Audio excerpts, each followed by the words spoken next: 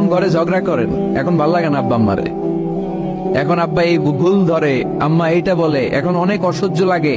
তো যেদিন চলে যাবে ওই দিন বুঝতে পারবেন মাথার উপর থেকে ছাতাটা নাই হয়ে গেছে, বটবৃক্ষটা চলে গিয়েছে, আর উপদেশ দেওয়ার মতো কেউ নাই, কাছে আগলে রাখার মতো কেউ নাই। এজন্য আব্বা আম্মা থাকতে আমরা যেন আব্বা আম্মার কাছ থেকে দোয়া চাই। আব্বা আম্মার দোয়া কোনোদিন আল্লাহ তাআলা ফিরিয়ে দেয়। আমরা আব্বা আম্মারে রেখে দিয়ে অমুক দরবারে যাই, অমুক দরবারে যে দোয়া চাই। আসল বড় দরবার যে আমার ঘরে, এটাই বলে যাই। আমার আব্বার চেয়ে বড় কোনো পীর সাহেব আমার জন্য হতে পারে? আমার মায়ের চেয়ে বড় দোয়াকারী আমার জন্য পৃথিবীতে থাকতে পারে? পৃথিবীর সবাই মিলে, সব আল্লাহর ওলিরা মিলে কোরআন খতম দিয়ে এখানে ফু দিল একটা গ্লাসের পানির ভিতরে, আপনার আম্মা কিংবা আব্বা শুধু বিসমিল্লাহ বলে আরেকটা গ্লাসের পানির মধ্যে ফু দিল, মায়ের দোয়াটা মুহূর্তেই কবুল করে নিবে কে? আম্মা আব্বার চেহারার দিকে তাকালেই কবুল হজের সওয়াব দেয় কে? হজ করে আসছেন কারা কারা দেখি?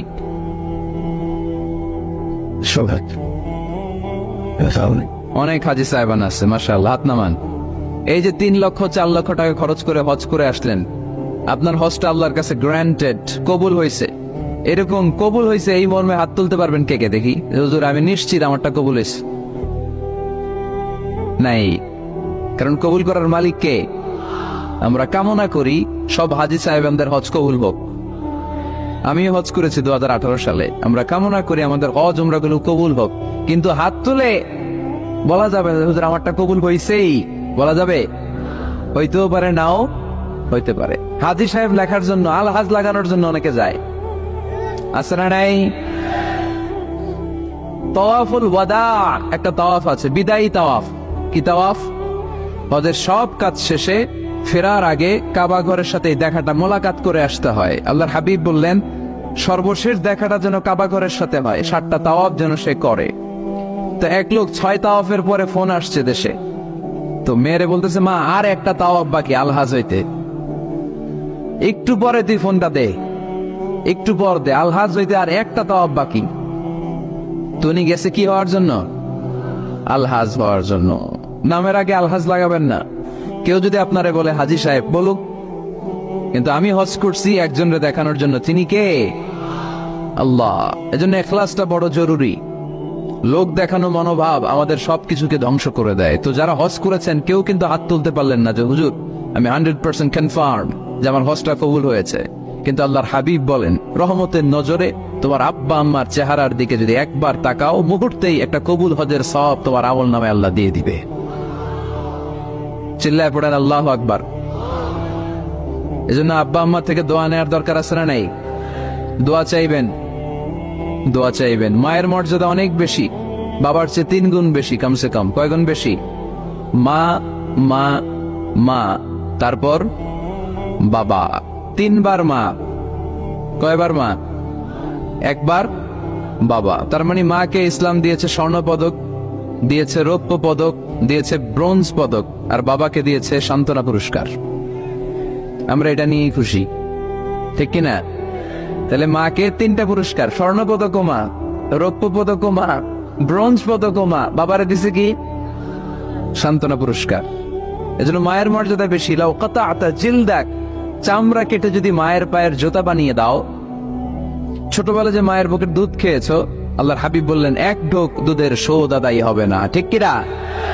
অনুরূপ ভাবে মুসাফিরের দোয়া আল্লাহ ফিরিয়ে দেয় না। সফরে বেরোলেই দোয়া করবেন, পারবেন? মনে থাকবে? এখান থেকে ঢাকা যান না আপনারা? আনতা মুসাফির, এখান থেকে ঢাকা গেলে আপনি মুসাফির, দোয়া করা শুরু করে দিবেন। যদি জুলুমের শিকার হন, মাজলুম, ইত্তাকু দাওয়াতাল মাজলুম, আল্লাহর হাবিব সাল্লাল্লাহু আলাইহি ওয়াসাল্লাম বললেন মজলুমের বদদোয়াকে ভয় করো, কারণ মজলুমের বদদোয়া আর আল্লাহর আরশের মাঝখানে আল্লাহ কোনো পর্দা রাখে না। দোয়া করতে দেরি, এই দোয়া কবুল করে নেয় কে? মজলুমের দোয়া আল্লাহ তাআলা কবুল করে। এজন্য আব্বা আম্মার কাছ থেকে যেন আমরা বেশি বেশি দোয়া নিতে পারি। আল্লাহ তুমি তৌফিক দাও। দোয়া চাওয়াও সুন্নাহ, দোয়া করাও সুন্নাহ। বুঝতে পেরেছেন? দোয়া নিজের জন্যও করবেন, অন্যের জন্যও করবেন। রাজি আছেন তো? অনেকে বলে হুজুর আমার দোয়া আমি করব, আমি আরেকজনের জন্য করব কেন? ওনারটা উনি করুক, আমারটা আমি করি, এরকম কথা আছে না নাই? না, অন্যের জন্য দোয়া করবেন, এতে লাভ আছে। আপনি যখন কারোর জন্য দোয়া করেন, ফেরেশতারা আল্লাহর কাছে দোয়া করতে থাকে, আল্লাহ যেই দোয়া সে তার ভাইয়ের জন্য করলো, আগে দোয়াটা তার নিজের জন্য কবুল করে দাও। মা মিন মুসলিম ইয়াদউ লিআখিহিল মুসলিম বিযাহরিল গায়ব ইল্লা ক্বালা আল মালাক ওয়ালাকা বিমিসলিন। ফেরেশতারা বলে ওয়ালাকা বিমিসলিন, আপনি দোয়া করলেন আল্লাহ আমার এই ভাইটার টাকা পয়সা নেই, তুমি তারে ধনী বানায় দাও। ফেরেশতারা তখন বলে ওয়ালাকা বিমিসলিন, মানে আল্লাহ যিনি দোয়া করতেছে আগে তারে ধনী বানিয়ে দাও। সুবহানাল্লাহ কইতে পারলেন না? আরো জোরে বলেন সুবহানাল্লাহ। একটানা ডর করে কও বাজি সুবহানাল্লাহ। আপনার ভাই অসুস্থ, আপনি দোয়া করলেন আল্লাহ আমার ভাইটা অসুস্থ, তারে তুমি সুস্থ করে দাও। ফেরেশতারা বলে ওয়ালাকা বিমিসলিন, মানে আল্লাহ যিনি দোয়া করতেছে তার কোনো রোগ বালাই থাকলে আগে তারে সুস্থ করে দাও। তাই জন্য অন্যের জন্য দোয়ার দরকার আছে না নেই? আল্লাহর হাবিব সাল্লাল্লাহু আলাইহি ওয়াসাল্লাম বললেন দুআ মুখুল ইবাদা, দোয়া হচ্ছে ইবাদতের নির্যাস। নামাজ পড়লেন, রোজা রাখলেন, যাকাত দিলেন, কিন্তু দোয়া করলেন না, আপনি মিস করলেন, ঠিক কি না? আরেক বর্ণনায় এসেছে আদ-দুআউ হুয়াল ইবাদা, দোয়াটাই নাকি ইবাদত। দোয়া যে করতেছেন এটাই ইবাদত, আওয়াজ করে পড়তে হবে আল্লাহু আকবার। এজন্য প্রতিটা সালাতে যখন আমরা নামাজে দাঁড়াই, যখন মুসল্লায় দাঁড়াই, আমরা যখন সূরাতুল ফাতিহা পড়ি, এর মধ্যে আল্লাহ একটা দোয়া শিখিয়েছেন, পড়েন ইহদিনাস সিরাতাল মুস্তাকিম, ইহদিনাস সিরাতাল মুস্তাকিম।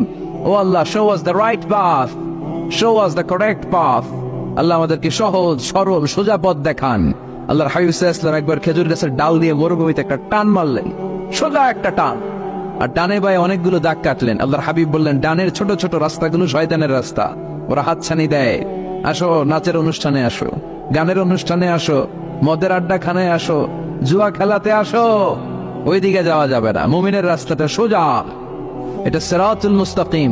এই রাস্তায় যদি একবার উঠে যান, ডানে বায়ে কোনো মোড় নাই, খালি চলবে, খালি চলবে, ইউটার্ন নাই, কোনো চৌমুহনী নাই। এই রাস্তা শুরু হয়েছে দুনিয়াতে, এই রাস্তার শেষ মাথা ঢুকে গিয়েছে জান্নাতে। এজন্য প্রতিদিন সালাতে আমরা পড়ি আল্লাহ তুমি আমাদেরকে সরল সঠিক পথ দেখাও। আমরা যদি কোনোদিন রাস্তা হারিয়ে ফেলি, আমাদেরকে রাস্তা দেখায় কে? আমি যদি কোনোদিন পথ ভুলে যাই, হাত ছানি দিয়ে কাছে নিও, মমতার বন্ধনে আমায় বেঁধে সব ভুল ক্ষমা করে দিও। পড়েন আমিন। এজন্য সালাতের মধ্যে দোয়া আছে না নাই? প্রতিদিন আমরা দোয়া করি, দোয়াটা পড়ি, কিন্তু অর্থ বুঝি না। এর চাইতে দামি দোয়া হতে পারে ইহদিনাস সিরাতাল মুস্তাকিম, আল্লাহ সিরাতুল মুস্তাকিমের পথ দেখাও, সোজা পথ। এই জন্য দোয়ার গুরুত্বের কোনো শেষ নাই, এটা অনেক গুরুত্বপূর্ণ। It's an art. দোয়াটা একটা শিল্প। দোয়াটা কি? একটা শিল্প। এটাকে রপ্ত করতে জানতে হয়, এটাকে আত্মস্থ করতে জানতে হয়। সব কাজের মধ্যে first class, second class, third class আছে না নাই? কারো দোয়া থার্ড ক্লাস দোয়া, কারোটা সেকেন্ড ক্লাস, কেউ করতে পারে ফার্স্ট ক্লাস দোয়া, ঠিক কিনা? দোয়ার মতো যদি দোয়া করতে পারেন, এটা হচ্ছে ফার্স্ট ক্লাস দোয়া, মুহূর্তে আরশে পৌঁছে যায়। এটাকে রপ্ত করতে হয়, এটার মধ্যে আবেগ জুড়ে দিতে হয়। অনেকে দোয়া করে আবেগ নাই, আছে না নাই?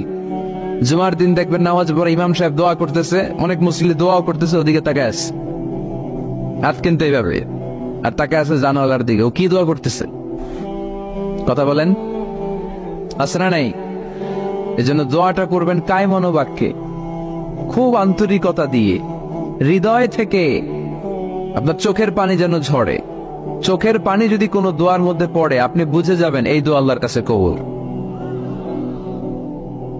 চোখের পানি এত দাম। 2 ফোঁটা পানি আল্লাহর কাছে সবচাইতে প্রিয়। এক হচ্ছে জিহাদের ময়দানে শহীদের শরীর বেয়ে ঝরে পড়া রক্তের পানির ফোঁটা, দ্বিতীয়টা হলো অনুতপ্ত বান্দার চোখের পানির ফোঁটা। নিজের ভুলগুলো বুঝতে পেরে কেউ যখন কান্না করে আল্লাহর কাছে কাঁদে, তার চোখের পানি চোখ বেয়ে নাকের ডগা বেয়ে মাটিতে পড়ার আগেই ওই ক্রন্দনরত বান্দার জীবনের সব গুণ আল্লাহ মাফ করে দেয়। এজন্য কান্নার কোনো বিকল্প নাই, কাঁদতে হবে, কাঁদলেই ক্ষমা পাওয়া যাবে। তাহলে দোয়া হচ্ছে একটা আর্ট, আমরা বুঝলাম। ইটস অ্যান আর্ট, এটা শিল্প। এটাকে আত্মস্থ করতে জানতে হয়। কেমন করে এই দোয়াটা করলে দোয়া কবুল হয়, কখন করলে কবুল হয়, এটার প্রসিডিউরটা কি, what is the mechanism two be accepted hour সাপ্লিকেশন, কেমন করে কবুল হবে? আজকে এই মেকানিজমটা একটু আমরা জেনে যাব ইনশাআল্লাহ।